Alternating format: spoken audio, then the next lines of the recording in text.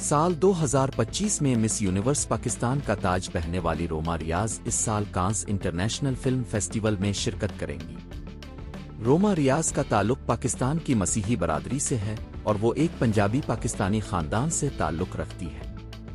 روما ریاض نے تصدیق کی کہ وہ کانز فلم فیسٹیول میں ریڈ کارپٹ پر جلوہ گر ہوں گی اور ساتھ ہی ایکسپیڈیشن گالا کی میزبانی بھی کریں گی۔ ان کا کہنا تھا کہ وہ اس عالمی فلمی میلے میں پاکستان کی نمائندگی پر فخر محسوس کر رہی ہے۔ اس سے قبل پاکستان کی پہلی مس یونیورس ایریکا رابن نے 2024 میں کانز فلم فیسٹیول میں ڈیبیو کیا تھا، جہاں انہوں نے ریڈ کارپٹ کے ساتھ کورلی کی فلم دی سبسٹینس کے پریمیئر پر شرکت کی تھی۔ سال 2025 مس یونیورس پاکستان روما ریاض رواں سال کانز میں شرکت کے لیے جا رہی ہے، جہاں وہ مختلف فیشن ڈیزائنرز کے ملبوسات میں نظر آئیں گی۔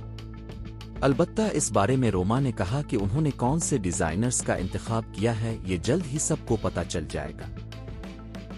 فرانس میں منعقد ہونے والا 78واں کانز فلم فیسٹیول 12 مئی سے 30 مئی تک جاری رہے گا، جس میں دنیا بھر سے منتخب فلموں کی نمائش کی جائے گی۔